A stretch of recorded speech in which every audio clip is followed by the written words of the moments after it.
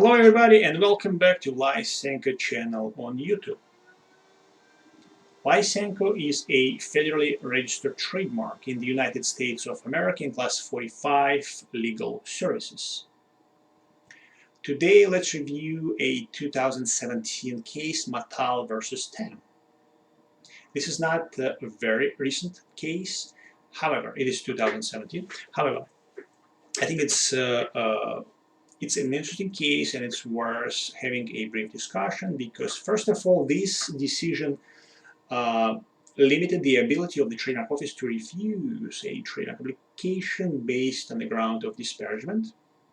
And second of all, I think it's an interesting analysis of the constitutionality of the federal agency ability to regulate free speech, private speech, or arguably commercial speech.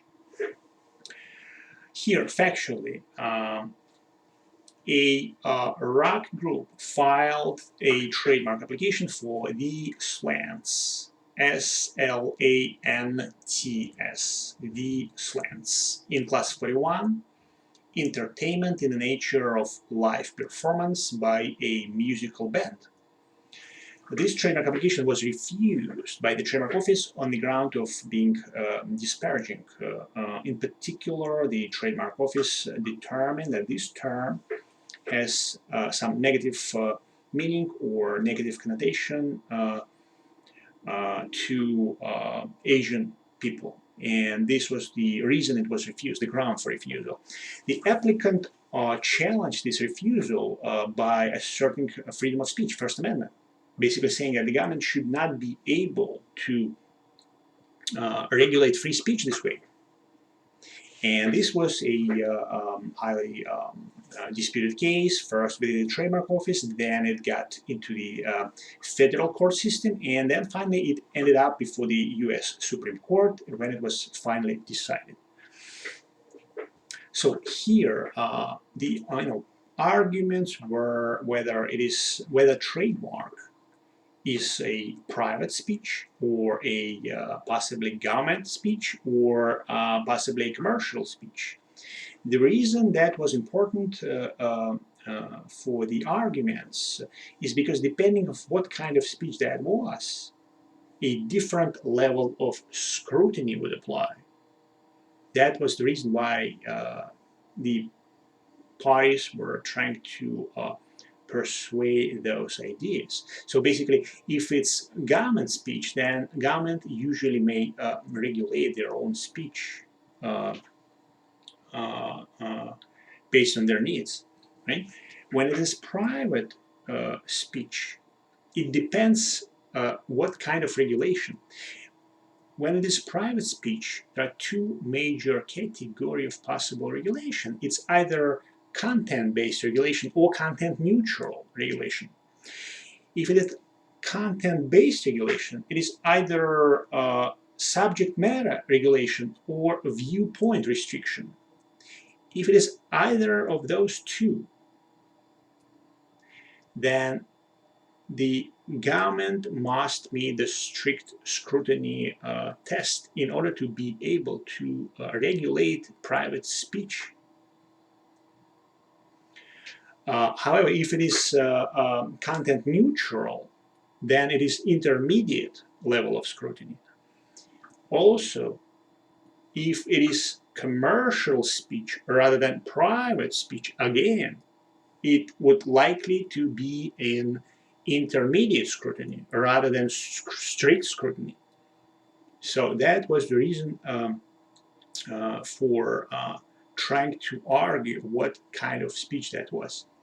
So the finally Supreme Court decision in reviewing this case basically came to determination that it's likely be private speech, and if it is private speech, that strict scrutiny shall apply, and to the extent that this speech may be determined to be commercial speech, a higher level of scrutiny still shall apply. And so the final impact of this Matal versus TAM decision is that this ground refusal based on the disparagement was determined to be unconstitutional, and therefore the Trademark Office may no longer refuse a trademark application on the ground of being disparaging to a group of people. However, it is important to keep in mind that that was just one of the listed grounds for refusal. And even though that particular ground was eliminated, other grounds still exist, and the Trademark Office may still possibly may still issue a refusal on other grounds. For example, a likelihood of confusion with other pending or registered mark, right?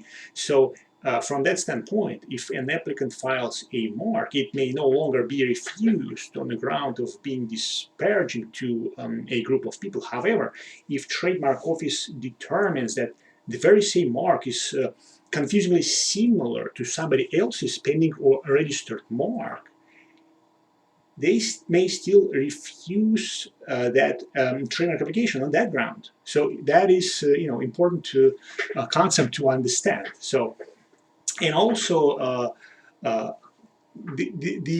concept of disparagement was primarily focused around the idea of the ability of the federal government to regulate free speech. And it does not mean that now everybody can file any mark they want, whether or not it's disparaging to somebody else's registered mark, even maybe famous and well-known mark. No, it's not exactly this way. So it's the impact of this case is that it gives a wider range for a company that are looking to register a new term. So now the scope, the range to select that new brand from may be wider. And if that term is not taken by somebody else, if it's not registered, it does not belong to somebody else. Now the range, generally speaking, would be wider, right? So now if I want to choose a term that before would be considered disparaging, now I, as an applicant, hypothetically, not me personally, but hypothetically, right? So I can choose a term that before would not be registrable due to that disparagement provision. However, it doesn't mean that if that term is confusingly similar to somebody else's registered mark, that it would not be refused. It still could be refused if the mark is determined to be confusingly similar to somebody else's trademark. So anyway, this is the review of this case, Matal versus TEM. I have a brief review of this case on my website, lysenkalaw.com. Feel free to check it out. Thank you and hope to see you later soon. Bye.